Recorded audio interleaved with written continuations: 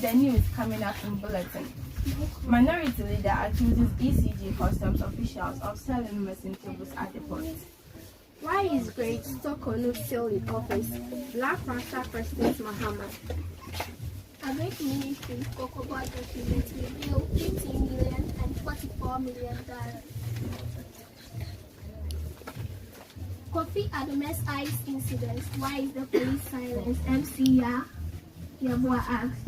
EPA alert of widespread flooding as rainy season approach. Kennedy Ejapon arrives in Ghana after legal battle with Anas. The news in details. The minority leader, Alexander Kwamina Afinyomakin, has accused officials of the Electricity Company of Ghana and customs officers of conspiring to sell cables at the port. Speaking on the floor of Parliament on Friday, March 28, Afinyomakin questioned how such large shipping could go missing despite the government's processes at the port. How can containers that has arrived at the port suddenly go missing, given the strict management in place? Mr. Speaker, it is true that when those containers arrived, there is some collision with containers customs officials. They saw those containers or cables that ECG needs, even after the suppliers have been paid. The Minister of Energy and the Green Transition, John Abdullah, has reframed the government's commitment to holding all those involved in procurement breaches and the disappearance of over 1,300 shipping containers. In other news, Ghanaian reggae artist and media personality Black Rasta has raised questions for President John Dramani Mahama following the emergence of a petition to remove Chief Justice Gertrude Sokonu from office. Speaking to the media on March 26, 2025, Black Rasta expressed disappointment in the Chief Justice for a poor performance after assuming office. He emphasized that Gertrude Sokonu lacks patriotism and that her presence in the current John Dramani Mahama-led administration could hinder progress. Why on earth is Gertrude Sokonu sitting there for? This is a woman who has shown no respect for patriotism for this country. She's overly partisan. I love women in high positions, but not corrupt TV women. Not dishonest women who hide several millions of hard currencies under their berths. Gertrude Sokonu should have long been relegated to the hole that Nanado finds himself right now, he said. Black Rasta also recalled how he praised Gertrude Sokonu when she was first appointed to office, but his expectations were quickly dashed after she assumed her role. He argued that when she was appointed, she exhibited signs of competence and patriotism, but later practiced the opposite of what she had preached. In other news, claims that the 44-year-old and battered former Director General of the National Signal Group, Kabna Edubuahin, was involved in extensive business dealing with Cocoa during Dr. Stephen Oponi's tenure as Chief Executive, has been proven to be an outright lie. Documents available reveal that there was an attempt to link the former Cocoa boss to Edubuahin's financial dealings. To shift focus on the latest controversial transaction at NSB and whitewash his reputations.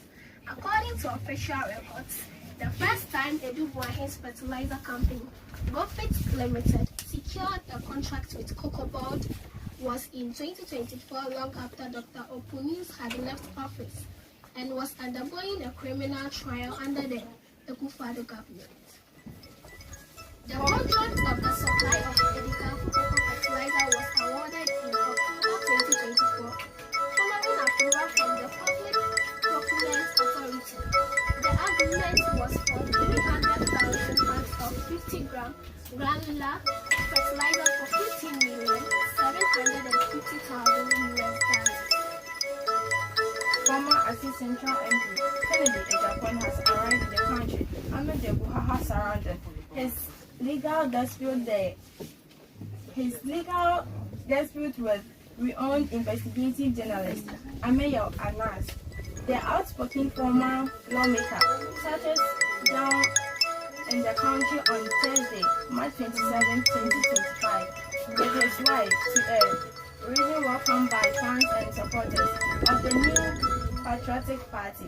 Videos making rounds online showing Kennedy Ejapon looking very excited when he saw the crowd that had gathered at their airport. A young waiter presented him with flowers as soon as he exited the arrivals hall.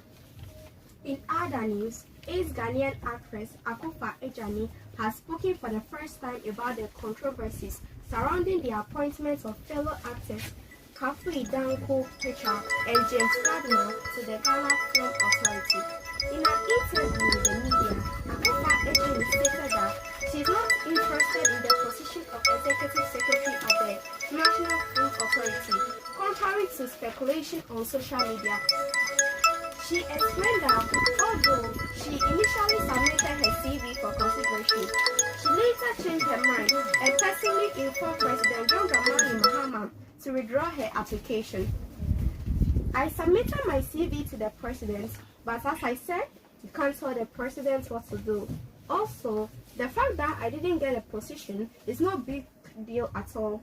I sent a message to the president before the appointments were made, stating that I was no longer interested. I made that decision after careful thought.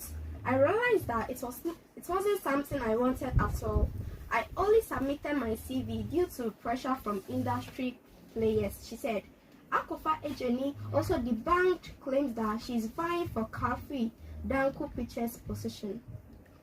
Media personality MC Yayawa has expressed shock at the police silence following Kofi Adome's eyes shooting incident during a festival in Doma. Speaking on the United show on UTV, she questioned why the police has silence remained interactive with no arrested maid. She also questioned why the individual who fired the musket at the festival, daring to Kofi Adome's eye during injured, is walking freely desperate clear, lost on the use of muskets, while the victim, Kofi, is left to suffer. MCI Yabwa compared this case to other incidents, such as the remind of a woman who shot a female chief and the prosecution of actor Lorraine after a fatal car crash. She analyzed the event and demanded to know why Kofi Adome's case is being treated differently. It is so strange that at an event meant to celebrate a festival, someone would take a gun and shot another person, and they will say it was an accident. What is going on? Is someone holding them back? 105.3. She asked what happened on December 21st, 2024. Broadcaster Kofi Adome was accidentally shot in both eyes by a musket during a traditional ceremony in Doma Ahimpo, requiring emergency treatment in Ghana before being flown to Dubai and later the UK for specialized care. While some public support poured in through donation, Kofi Adoma and his wife later accused his employee, Angel FM CEO, Vincent Opari, and the Doma chief of neglect. Parliament passes Ghana vote on Friday, March 28, 2025, by a majority decision. The exercise was held without the majority MPs who boycotted the proceedings, allocating 4.5 million Ghana cedis from the 2025 budget. The action was in response to the First Deputy Speaker, Bernard Ahefo, disregarding their request to reconvene at 10 o'clock a.m. on Saturday, March 29th, to discuss the bill after passing the 2025 appropriation bill. The Gold Board will oversee the purchase, sale and export of gold generating revenue to establish the city. However, the minority agreed that they will promote illegal mining activity locally known as galamsey, but the majority leader, Mahama, hailed the bill as a landmark legislation.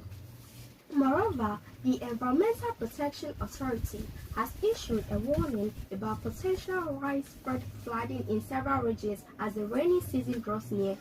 The acting CEO of the EPA, Prof. Nana Ama Brown Clark, urged an immediate halt to the encroachment of wetlands to help reduce the adverse effects of anticipated floods. Speaking to the media after her inaugural lecture at the University of Ghana on Tuesday, March 27, 2025, Prof. Clark stressed the importance of halting construction on Ramsar sites to protect vulnerable areas from the impact of floods. Her remarks come after heavy rainfall and a storm on Tuesday, March 26, which led to flooding in parts of the Greater Accra region. The storm also caused trees and billboards to collapse, resulting in damage to vehicles. We see flooding happening, and this year we are going to have a lot of flooding happening. 2 days ago, or even yesterday, Wednesday, March 26, we had a downpour of rain for a short period, but very heavy and stormy, she said. The Ewutu Breku District Police Command has arrested a couple for allegedly chaining and abandoning their 9-year-old son in a bush at Gomwa in Kwantanai. James Mensah, a resident of Kwantanai who rescued the child, recounted finding him in chains, abandoned with food for 2 days. I met the boy in the bush with a chain on his leg. I questioned why he had a chain on his leg, and he said his father chained him and left him in the bush to die. I then reported the Ewutu Breku police station. The father was invited by the police and has been detained pending investigation, an eyewitness stated.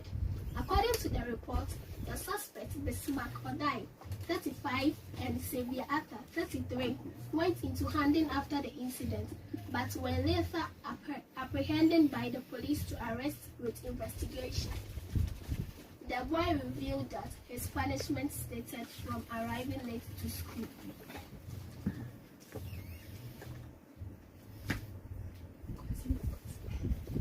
This is where time will allow us to bring the end of today's news. Once again, I was your uncle for today, Christopher Bonanaya Opusun. Chifa Crancho Agustina. I want to take this opportunity to wish my dear sister Anyamba Mercy happy birthday to you. May God richly grant all your heart desires for you. Amen. Thank you. Birthday.